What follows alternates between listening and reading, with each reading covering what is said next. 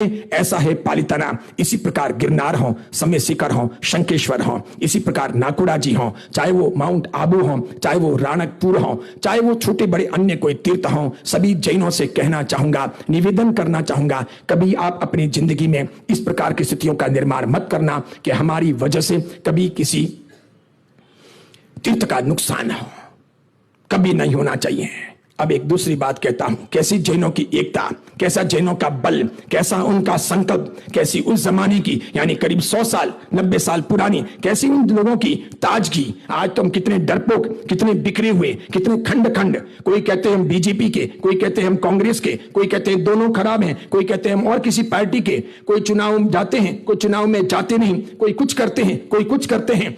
कोसते सब चीज हैं, लेकिन एक होकर के निर्णय लेकर के कुछ सकारात्मक परिवर्तन लाने की दिशा में काम नहीं करते। सुनो आप, एक थे राजा राज बहादुर सिंह गोयल। ये ठाकुर थे, पालिताना के दरबार थे, पालिताना और पालिताना के आसपास के गांवों पर इनकी हुकूमत थी। तब अंग्रेजों का जमाना था। अंग्रेज यहां पर बिजनेस के लिए आ चुके थे, फैल चुके थे। दिल्ली, गुजरात, महाराष्ट्र, कर्नाटक सब जगह पर अंग्रेजों का राज हो चुका था, लेकिन रजवाड़ों को उन्होंने छीना नहीं था। तो अंग्रेजों के अंडर में वे रजवाड़े अपने अपने शासन का संचालन करते थे और जितना जितना अंग्रेज जाते थे उतना उतना उनको महसूल देते थे। उस जमाने के पालिताना के दरबार ठाकुर थे, ठाकुर बहादुर सिंह गोहिल। 40 साल का एक एग्रीमेंट किया गया था 1886 में, पीढ़ी ने किया था गोहिल दरबार के साथ कि हम आपको हर साल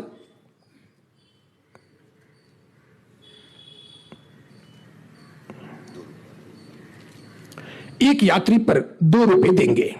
हर साल एक यात्री पर हम 2 रुपए आपको टैक्स के तौर पर देंगे। इस प्रकार का ऐसा एक एग्रीमेंट किया गया था। 40 साल के बाद में 1926 में वो एग्रीमेंट पूरा हो गया। गोहिल दरबार ने उसे रिन्यू करने से मना कर दिया। उसने बेशुमार पैसे मांगे। जैन समाज को यह मंजूर नहीं हुआ।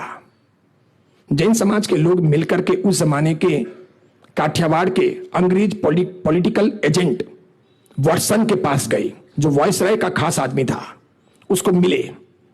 वो और गोहिल दरबार दोनों मिले हुए थे, ये उसकी मुलाकात से पता चला। तो उसने भी अपने को कोई तवज्जो नहीं दी। अंततः निराश होकर सभी जैन अहमदाबाद आए। अहमदाबाद आकर के चांदनी चौक में रिलीफ रोड में एक आम सभा का आयोजन किया। हजारों की संख्या में अहमदाबाद के नगर सेठ, फिर इधर आसपास के बड़ौदा हो, राजकोट हो, जामनगर हो, लीमड़ी हो, भावनगर हो, सुरेंद्र नगर हो या और सूरत हो या फिर और कोई हो, सब जगह के लोग वहां पर पहुंचे। विशाल आम सभा आयोजित हुई। आम सभा में ध्वनि मत से प्रस्ताव पारित किया गया कि किसी को भी टैक्स भरना नहीं है और पालिताना जाना नहीं है। ये कब की बात है? 1926 की।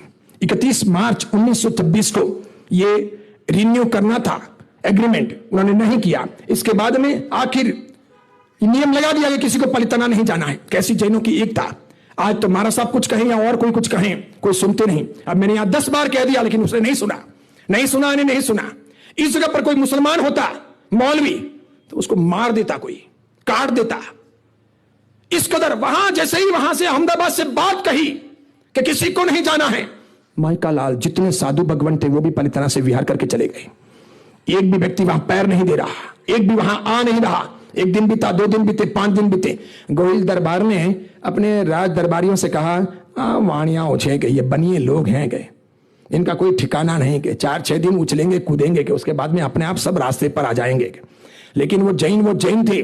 जैसे ही मुंबई के जैन समाज को मालूम पड़ा कि अहमदाबाद के जैन समाज ने विशाल सभा करके ये प्रस्ताव पारित किया है, तो वहां पर सरोजिनी नायडू के नेतृत्व में उस जमाने की कांग्रेस के प्रेसिडेंट, जानी मानी स्वतंत्रता सेनानी सरोजिनी नायडू, उनके नेतृत्व में बॉम्बे के अंदर बॉम्बे कोर्ट में, बॉम्बे फोर्ट में एक आम सभा का आयोजन हुआ। समग्र मुंबई का जैन समाज इकट्ठा हुआ। सरोजिनी नायडू ने आवाज उठाई, सभी लोगों ने स्वीकार किया, प्रस्ताव पारित हुआ। हर हालत में अपने को झुकना नहीं है और पालिताना जाना नहीं है। अंततः थक करके 1928 में 2 साल तक इंतजार करने के बाद उस जमाने के वायसराय लॉर्ड इरविन ने जैन समाज के प्रतिनिधियों को शिमला बुलाया। ठाकुर बहादुर गोहिल कीका भाई सेठ, कस्तूरभाई लाल भाई, माणिकलाल मनसुखलाल शाह, ये सभी लोग जैन समाज के प्रतिनिधि के तौर पर शिमला पहुंचे। मीटिंग हुई। अंततः मीटिंग में उस वॉटसन ने, काठियावाड़ी पॉलिटिकल एजेंट ने और ठाकुर बहादुर सिंह गोहिल ने क्षमा याचना की और उन्होंने अपना प्रस्ताव वापस लिया। फिर वापस जैन समाज ने एक छोटा मोटा अमाउंट नक्की किया कि हम वार्षिक इतने रुपए देंगे, इससे अधिक नहीं देंगे, तुम चाहो तो यात्रा करते हैं, नहीं तो नहीं। और इस प्रकार लगभग कितने दिन, 26 महीने के बाद, 90 साल पहले की बात कर रहा हूं, 90 इयर्स पहले की बात कर रहा हूं, 26 महीने के बाद वापस पलितना की यात्रा शुरू हुई। यह जैन समाज की एकता कि अंग्रेज भी झुके और ठाकुर बहादुर सिंह गोहिल को भी झुकना पड़ा। वॉटसन देखता रह गया। यह एकता जैन समाज की अखंडता, ऐसी जोरदार स्थिति। इस प्रकार के कई सारे पलितना से जुड़े हुए प्रसंग हैं। ये ऐतिहासिक प्रसंग हैं, इन्हें समझने जैसा है। समय अपना होने आया है 10:30। सभी को बहुत बहुत साधुवाद। सब सुंदर साधना कीजिएगा, अच्छे से आगे बढ़िएगा। कल सवेरे 8:45 सभी को पहुंचना।